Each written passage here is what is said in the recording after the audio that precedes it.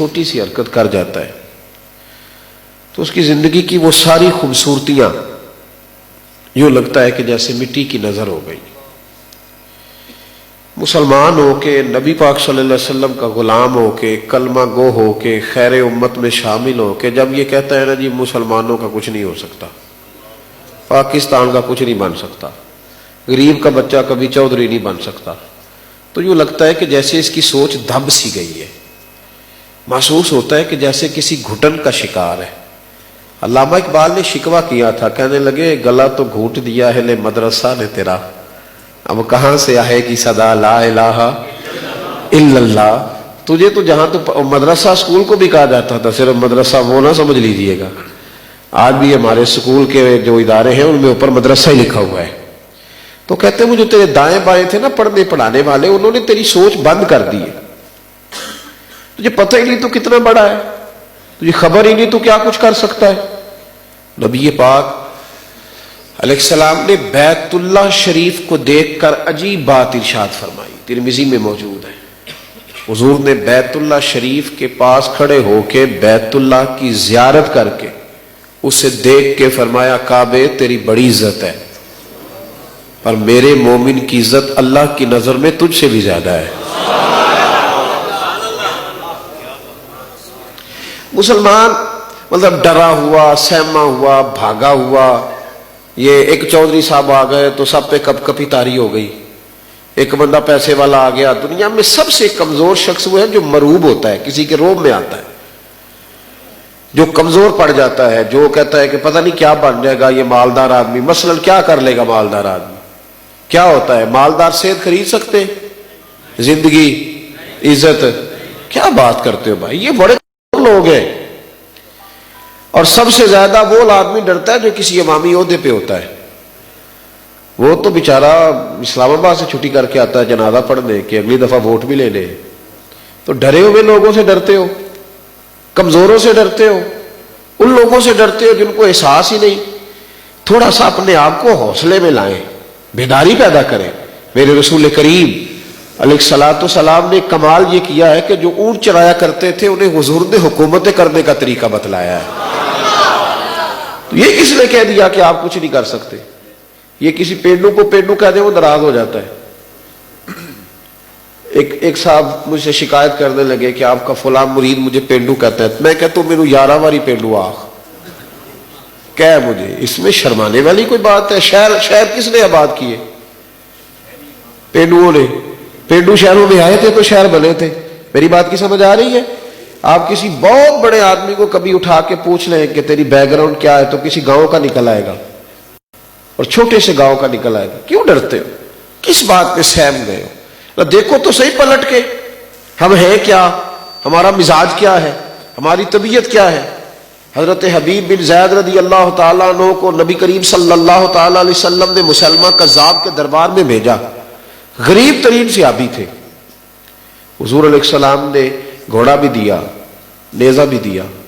کچھ لوگ بعد میں مسلمان ہوئے کہتے ہیں کہ یہ شخص جب ہمارے سامنے آیا نا تو اس کی ساجد حج بتاتی تھی کہ کہیں سے ہو کے آیا ہے.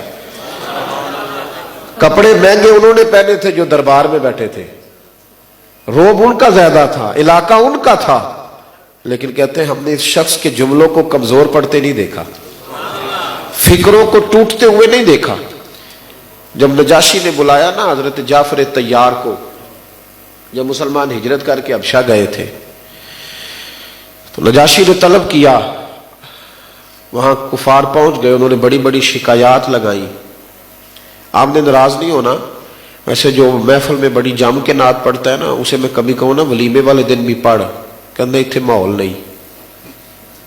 میں کہتا اتوں کے ماحول کی گل چھڑ، تیرے اندر ماحول ہے کہ نہیں؟ اندر کی بات کر. شرم آتی ہے، یعنی لوگ کیا کہیں گے؟ وہ کہنے دو جس نے جو کہنا ہے، کہنے دو جس نے جو. میں تو کبھی کبھی کہہ دیتا ہوں تھوڑا سا اس لحاظ سے، کئی دفعہ مطلب وہ چھپ چھپا کے بات پسند نہیں، وہ رات کو بے سکون کرتی ہے جو کچی بات کر جائے. سکون اسی بات کا ہوتا ہے جو صحیح اور بندہ کر کے سوئے. جو بندہ چھپائے وہ ٹینشن دیتی ہے. تو ایک بہت بڑا آدمی تھا تو وہ ایک دن آیا، میرے کمرے میں بیٹھا تھا تو کہنے لگا آتے میرے ہاتھ چومے. میں کیا نہ چومے کر، تو باقیوں نے چومن دے. کہتا نہیں جی میرا دل کرتا. میں کہ پھر جمعے والے دن سارے دے وچ چومی.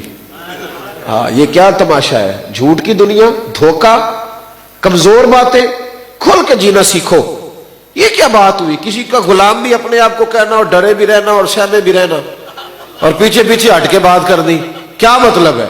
بات کرے تو پھر آپ کی بات کا وزن بتائے کہ آپ کوئی بات کر رہے ہیں. حضرت جعفر طیار کو جب بلایا نا، آپ ذرا غور کریں، ملک کسی کا، علاقہ، اور جس بیچارے کی وقتی طور پر اسلام پر غربت ہے، کوئی فوج نہیں پیچھے جو پہنچ جائے گی بچانے کے لیے، کوئی سفارتی تعلقات نہیں. یہاں تو لوگ کہتے ہیں نا گراؤنڈ ریالٹی ابھی نہیں ہے، حالات نہیں، کیسے مطلب یہ سارا کچھ ہوگا. حضرت جعفر طیار کے پاس جب نجاشی کا نمائندہ گیا نا کہ بادشاہ نے بلایا ہے اور اس طرح کر کے لوگ آئے ہیں، تمہارے بارے میں بتایا ہے، تو آپ فرماتے ہیں میں چلا، میرے ساتھ کچھ صحابہ تھے تو مجھے کہنے لگے کھول کے بات نہ کرنا، ذرا تھوڑا سا سوچ سمجھ کے کرنا، ہم نے اس کو قائل کرنا، ابھی کھول کے نہ کرنا. تو حضرت جعفر طیار کہنے لگے چپ کرو، مجھے تمہاری رائے کی ضرورت نہیں. میں جب وہ مجھ سے میرے رسول کے بارے میں بات پوچھے گا تو میں کھل کے مصطفیٰ کی عظمت بیان کروں. یہ کیا بات ہوئی کہ ڈرے رہنا، سہمے رہنا؟ آج تک اسی بات پہ کوئی مسلمان فخر نہیں کر سکا کہ الحمدللہ میں مسلمان ہوں. آپ کا نام کیا ہے جی؟ چٹھا صاحب. آپ کا نام کیا ہے جی؟ چیمہ صاحب، ارائی صاحب، جٹ صاحب، بٹ صاحب. بس لاہور کے فلاں پوش ایریے میں رہتا ہوں، یہ تیرا تعارف ہے؟ بہت بڑے سرکاری عہدے پہ فائز ہوں، یہ تیرا تعارف ہے؟ حضرت سلمان فارسی رضی اللہ تعالیٰ عنہ سے کسی نے کہا تھا آپ کا نام کیا ہے؟ فرمانے لگے اسلام. کہا آپ کے ابا کا نام؟ فرمایا اسلام. کہا دادا کا نام؟ فرمایا اسلام. کہا قبیلہ؟ فرمایا اسلام. کہا وطن؟ فرمایا اسلام. اس نے کہا حضور یہ کیا تعارف ہوا؟ فرمانے لگے میں نے 150 سال لگایا اسلام کو ڈھونڈتے ڈھونڈتے، اتنی محنت کر کے جو چیز لی ہے بس وہ میں نے اوڑھ لی ہے. میرا جینا بھی اسلام ہے، میرا مرنا بھی اسلام ہے. پہلی بات تو یہ ہے کہ ڈرے ہوئے، سہمے ہوئے، کمزور لوگ ہر وقت یورپ کی پکی سڑکوں کا ذکر کرتے رہتے، ہر وقت کسی نہ کسی مشین کی کہانی سناتے رہتے. پہلے تو یہ اندازہ کریں نا، بیداری تو تب پیدا ہوگی جب ہمارے اندر یہ شعور آئے گا کہ اصل میں ہم ہیں کیا، ہم کیا ہے. ہمیں پہلے سوچنا چاہیے، وقار دیکھنا چاہیے. میں اس ممبر میں بیٹھا ہوں تو مجھے سوچنا چاہیے کہ اب عام ممبر نہیں، یہ ممبر رسول ہے. کچی باتیں کرنا، سہم کے بات کرنا، اور میں مصلی پہ کھڑا ہوتا ہوں تو مجھے پھر یہ سوچنا چاہیے کہ اب اگر میں موٹر سائیکل پہ گھوموں گا نا، میری سپیڈ زیادہ ہوگی تو میرا وہ جو منصب ہے نا جو مصلی پہ میں کھڑا ہوتا ہوں تو وہ ڈیمیج ہوگا، لوگ اس کے بارے میں بات کریں گے. اگرچہ میں جوان ہوں پر مصلی تو بوڑھوں والا ہے نا. اب مجھے اپنے لب و لہجے پر تھوڑی سی پابندی. یہ بھائی بڑی سادی سی بات ہے.